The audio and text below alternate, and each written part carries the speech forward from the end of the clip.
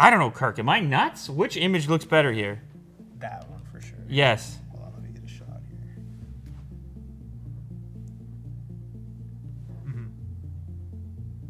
here. Now, it doesn't really make a lot of sense because this is the premium model. This has the better refresh rate, and it also has the higher pixel density. Ah, finally! We've got the new Note devices. Man, the strings needed to be pulled, but they are here in studio, so I'm happy about that.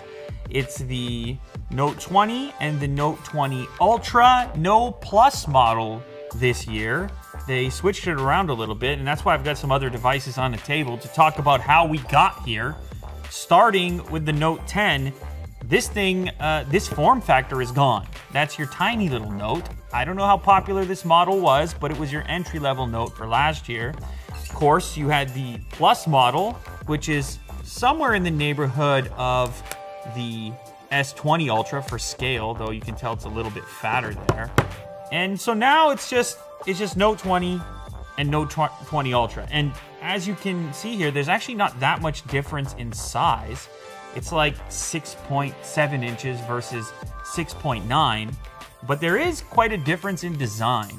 The Ultra model has these curved edges, this more premium feel. It's actually the first phone to feature the new Gorilla Glass Victus, which has this improved scratch resistance. That glass is going to be on the back of the device and the front of the device. So that's a nice little upgrade. Now, by contrast, the regular Note 20 couldn't be more different. This one, I know you're looking at it in camera, you've seen it in videos, and I don't know if anybody's told you yet, but this one doesn't have that premium feeling. This one is made out of plastic that sort of looks like a blasted glass, the kind of matte finish we've seen from other brands, but it doesn't feel that way at all. It's not fooling anyone. In fact, when Kirk picked up this phone, he was saying, is that a dummy phone? And he was being sincere. It does have a kind of dummy phone attribute to it, and it's kind of surprising, to be honest, at the $1,000 price point to have a feel like that. And I started to think to myself, hasn't Samsung done a plastic back before? And did they do it better in the past? And then I reached for this device here, which is an A series from Samsung, budget device. And this is a plastic back, but it's got a glossy finish, which of course doesn't do you any good for fingerprints. But when you tap on it, it's tight. It's tight to the internal components, so you don't feel some kind of air gap when you tap. This one, on the other hand,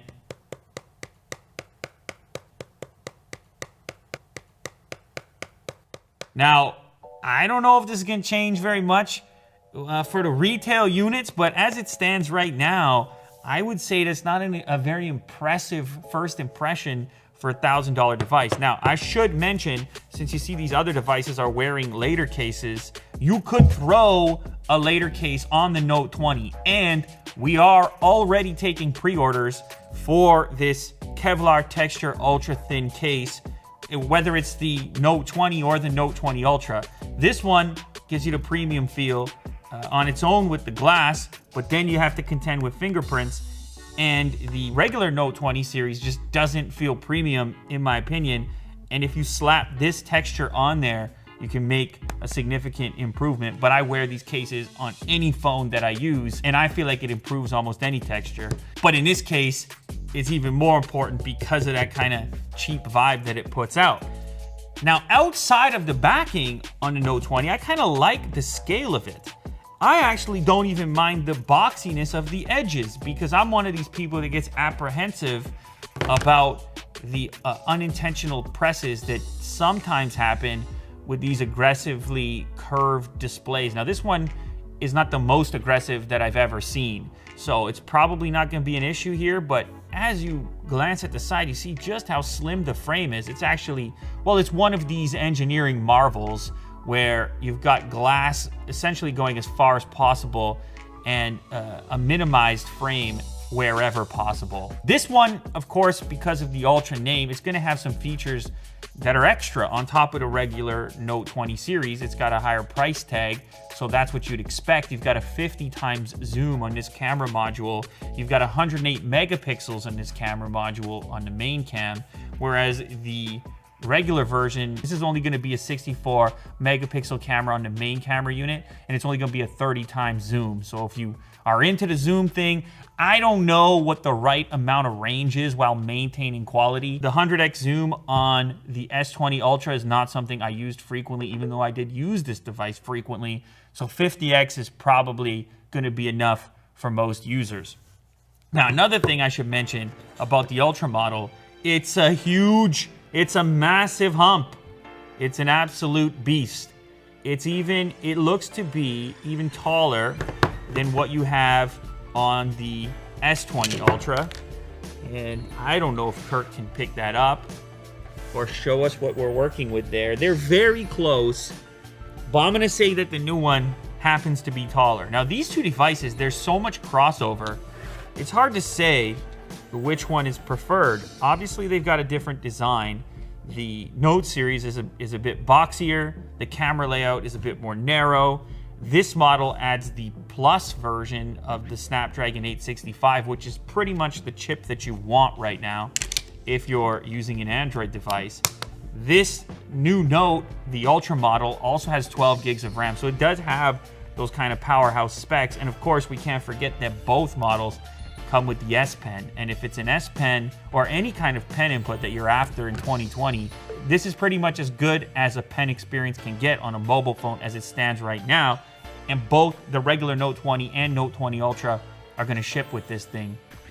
Now, even though they've both got this S Pen in there, the pen latency, which has been improved from the previous model, which is gonna give you that really fluid experience, is actually a little better on the Ultra model. So it's another thing to keep in mind when you're deciding between the two. Now, pricing, we're looking at $999 to start for the regular Note 20, and then the Note 20 Ultra is starting at $1,300. So a very premium device. And of course, this is coming at a time, well, we're in a pandemic time, so it's kind of a hefty price tag for a smartphone. And when you put it up against some of the recent launches, like say, for example, the Pixel 4a, it's hard not to look at this thing as expensive. Well, it is expensive, and it is premium, and it is in its own category when you consider the fact that it's pretty much all you can get with the pen. All right, so let's go ahead and check out some of the attributes here. I'm gonna start with the Ultra model. Maybe we'll do some kind of speaker showdown to see how they sound. Down to figure out which is better. Honestly, it's preference. And then, what is it, a day before neither of the photos is bad. In fact, the Ultra model sounds better. You're not surprised. They are both good sounding for smartphones, I should say, but I'm gonna give the edge to the Ultra model for dialogue. Maybe we throw up a little bit of music real quick.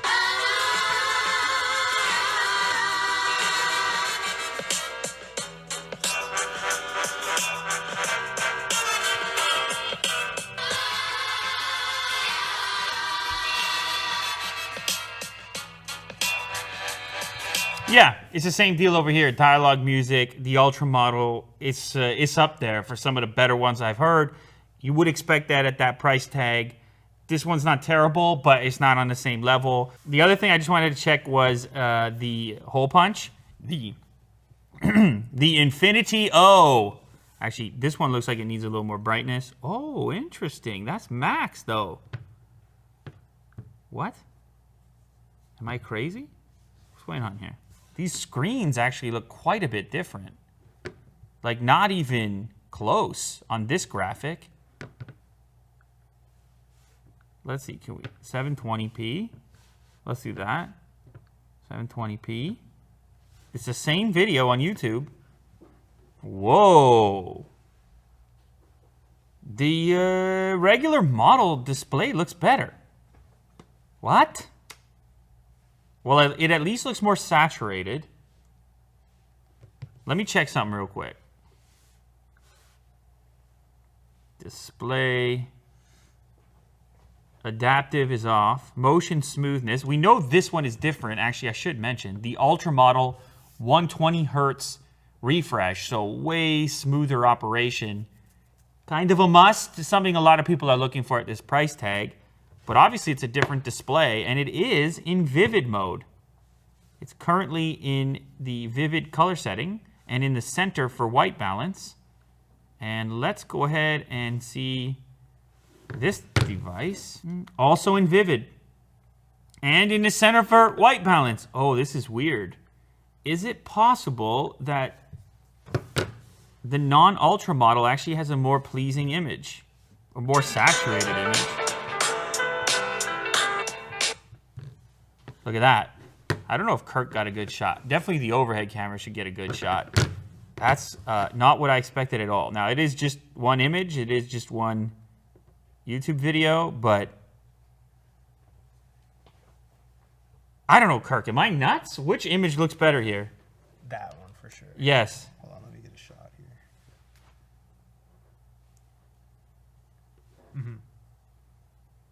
here. Now, it doesn't really make a lot of sense because this is the premium model. This has the better refresh rate, and it also has the higher pixel density. It's just, it looks a little more subdued than the typical Samsung screen on this image. Let me bring up, let's just, I don't know, why don't we look for another photo? Something, let's see here. All right, so some display specifications here, just brought to my attention. 6.7-inch flat FHD Plus Super AMOLED Plus Infinity O 2400 by 1080 HDR10 Plus certified 393 PPI. That's this one, the cheap guy, the regular Note 20. That one, 6.9 Edge Quad HD Plus Dynamic AMOLED 2X Infinity O display. 3088 by 1440, 496 PPI, also HDR10 Plus certified. So what are we looking at here? What's going on? Is the vivid mode not the same? Kirk, why is my cheap phone brighter? Yeah, it's less contrast. I don't know. This display looks less on the surface. It looks more like it's embedded beneath glass, kind of like it's just lacking some punch.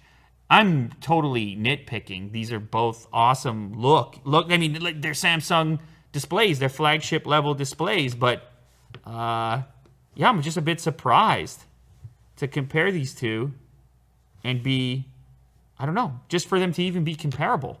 You have you have a different price point. You have a different name. You have a different spec. You have a higher resolution.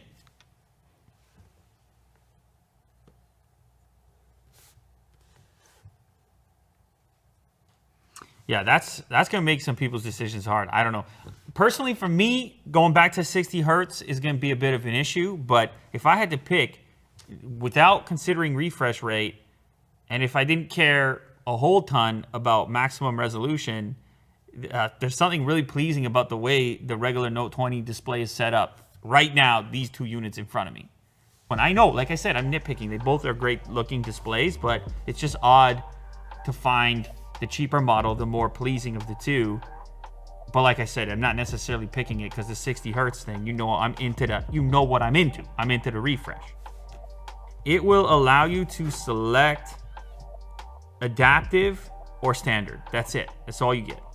And that's man, that kind of bugs me too. I'd like to lock it at 120 or lock it at 60. Now, I guess standard does lock it at 60, but I want to be able to lock it at 120 as well and not have it just simply decide for me. Other brands let you do this. I would hope that Samsung would consider letting me do that too. The screen resolution here can go up, so let's do that. Maybe that'll fix things. Well, definitely the resolution got better. I mean, yeah, but the image is still less punchy. Might be to somebody's taste, but probably some people that might be surprised if they see these side by side. You can get a look here at the difference in the Infinity O, the way the Infinity O is applied in each model. It's quite a bit bigger on the cheap model, and you have less screen that you're working with, so your screen to body ratio is actually quite a bit different. between the two devices. Some other differences between these, you have 12 gigs of RAM versus 8 gigs of RAM. They both have the 865 Plus chip if you get it in North America. If you're not in North America, you're going to get the Exynos chip. And I know a lot of people hit me up about this. A lot of people are not happy about this, that there's no option for the 865 Plus in their region. I mean, that's the chip. That's the aspirational chip in the Android universe for the time being. Samsung says they worked on the Exynos stuff, or they like it. They would. They are Samsung. But I think many users would appreciate maybe even just having an option to buy the Snapdragon model. I understand it's more complicated, but I feel bad. I'm posting about the Note series. I'm rocking the 865 Plus, and other people are telling me, they're complaining. They're saying, why can't I get what you have, Lou? And I'm saying, Samsung, give it to them if that's what they want. It is time for us to check out these cameras. The world famous plant is back. It's been a minute. But don't you worry, fret not. The plant survives. Wow, this object has never been featured as a model previously. Is this what Vin uses to clean the sensors? Incredible. How about it's a combo effect? Look at this. The plant can be the host of accessories. Look at that. All right, so first up, let's look at the Ultra model. And as expected, number of different settings here in the stock photo. 3 different camera lenses. We have the 0.5, the 1x, and the 5x, and we can keep going from there to 50x. I'm looking at tiny little chips in the table. So lots of different options there. We will use the plant to get a sense for the range of options. Here we have the ultra wide, bang, followed by the 1x and the 5x setting and the 50x. Let's do that. Whoa. Let's try to get the knife. So obviously here we have some pretty tremendous versatility. I mean, 50x indoors. What are we doing? Like, what is this blob? We're probably not going to use that. Now this, on the other hand, the 5x, that's usable and quite detailed. Wow. The standard camera, the main camera, I should say, that's doing something for me. That's quite pleasing. I'm cropping in. It's surprisingly, once again, now I don't know if it's the display or the image, but once again, the green, not the most saturated for a Samsung display / camera combo. And don't forget the ultra wide. I find this to be very useful and practical. It's quite the range and versatility represented in the camera department. It's everything you really need in a smartphone camera. When you go beyond this, you start putting extra units. Yeah, they don't get used all that much. It's a kind of a bragging rights thing. So this camera setup, it's got everything you need in it. Now the other model obviously is doing something different with zoom. It's not going to take the zoom nearly as far.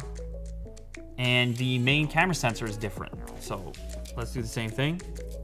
Ultra wide, 1x, 3x,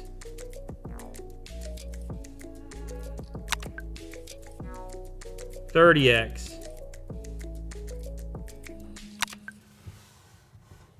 All right. What's odd is this 30x and the 50x on the other one are really quite similar and equally useless in most cases. That's your 3x. That's a decent looking image. Of course, this is your main camera right here, your 1x, very nice looking, and your ultra wide, which I see a slight shift in color balance between those two. I want to compare the main camera results from each of the two of these real quick, if you don't mind. Main camera units. Interesting. And again, it's important to note that there are multiple factors at play here. It is not simply the photo, but you also have the attributes of the display On the right, I have something that's a bit warmer. I have something that, if you look in the shadow detail here, you're kind of preserving more of the data there, but you end up losing some of the depth in the black that you get over here. This is kind of crazy, but once again, and part of this has to do with the display, but if I just compare these two, I'm probably picking the left one. This sort of looks more like an iPhone performance, the way that iPhones are currently treating the shadow department of photos. It's interesting. It's a preference thing. They both look great. All right, now the video camera is a whole different deal because these things shoot up to 8K at 24 frames per second. Of course, this is gonna be uploaded at 4K, but let's just try it anyways. Let's see what the behavior is like. 16 by 9, 8K, that's 7680 by 4320 resolution. Let's do it. And this is going to be a tremendous file size, obviously. We are now rolling at 8K resolution on a smartphone. In the past, these have been a little bit susceptible to micro movements. It's so much detail on a smartphone, and you're really asking quite a lot. So sometimes you give up in the stability and the smoothness of your video feed.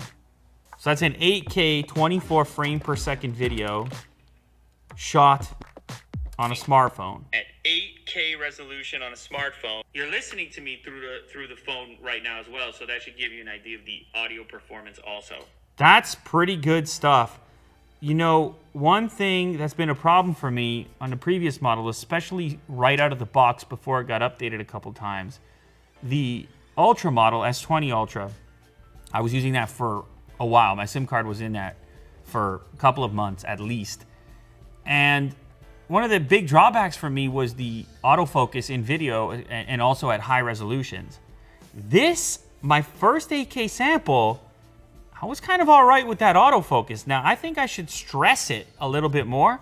Let's just try this again. Okay, this is test number 2. I'm curious about the autofocus on this thing, especially at this really high resolution. So I'm gonna hold my hand in front of the camera and see how quickly it changes focus. Oh yeah, it has definitely sped up from the previous model. Now I'll just pick up a different phone here, put that in front, try something else. Ooh. Yes. And back to the plant. Oh, they did it. They did it. Did you know that, Kirk? They did it. No, you didn't expect them to do it. You thought it was a spec. You thought it was just, we could do 8K. We could do 8K. That's how the meeting went down. It was like a jingle. And we could do 8K. Yeah, we could do 8K. No, they actually executed it. It is not like my first attempts with the S20 Ultra once upon a time. This is a different story now. The thing can autofocus now, so now it's really useful. I might have to kick out all these pro cameras right quick, including the one that's being held right there. It's gonna be all Note 20 Ultras. 8K 24 frames per second, just, you know. I'm joking, Kirk, you could pick up. It's a joke. But still, it's pretty cool stuff. I'm not surprised. I expected these to be camera performers. I expected them to be premium. One of them feels really premium, the other one less so. I have a limited amount of time here to evaluate these things, and these are not retail units. So, you know, some things could change, particularly in the area of the color balance and what appears to be the slightly nicer, saturated image that's on the cheaper of the two models. That could change a little bit, but that's what I'm looking at right here, right now. The camera versatility, a little bit better on the Ultra model. The horsepower, a little bit better on the Ultra model. The speakers, a little bit better on the Ultra model. The refresh rate, a little bit better on the Ultra model. But as you saw in this video, there's a couple areas where I actually prefer the non-Ultra model, and I'd be like, hey, save 300 bucks.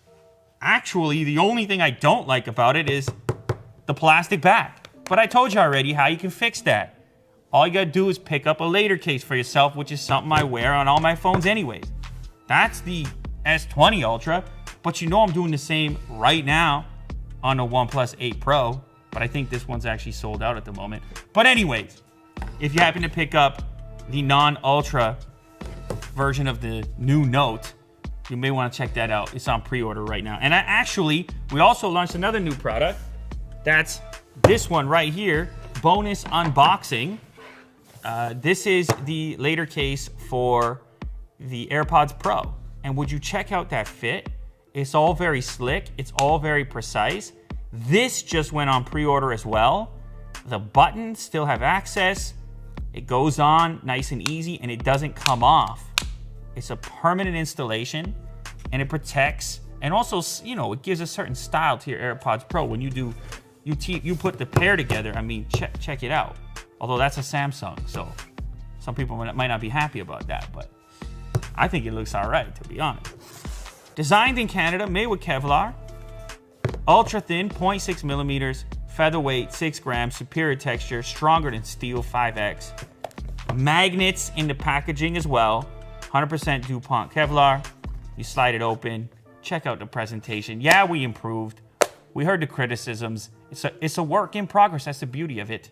You get to follow along as things take place, and it's going to be no different, actually, for these two models that just came out. I have to say, I think Samsung's doing some nice things. However, I do have to reiterate, these are some premium tickets, some premium price tags in 2020 when people are being pretty cost sensitive. And you're really gonna have to have that extra cash sitting around to be looking at a flagship or really want that pen functionality. Otherwise, you might be looking a little more closely at something like the Pixel 4a. And yes, that thing finally showed up, so I'm gonna go shoot that video right now and maybe even compare it to some of my findings in this one. This episode of Unbox Therapy has been brought to you by NordVPN. That is my VPN of choice. I've been using Nord for a number of years now. NordVPN has extensions that you can use in Chrome. You can, of course, also download the app on iOS or Android. It's super easy to use. There are servers all over the world, and you can save some money right now. If you're not using a VPN, you should probably have one. If you head over to the link in the description or use the offer code UNBOXTherapy, you can save a bunch of money. In fact, I think you can save up to 70% on a 3-year plan. Nord will also give you a 30-day free trial, so you don't even have to make a commitment right away. You can give it a shot, see if you like it, and then go ahead and get the deal if you decide to keep it for a while. As mentioned, it's my VPN of choice, and everybody in the office here uses it and is actually subscribed to it. So check the description, and thanks to NordVPN for sponsoring the show.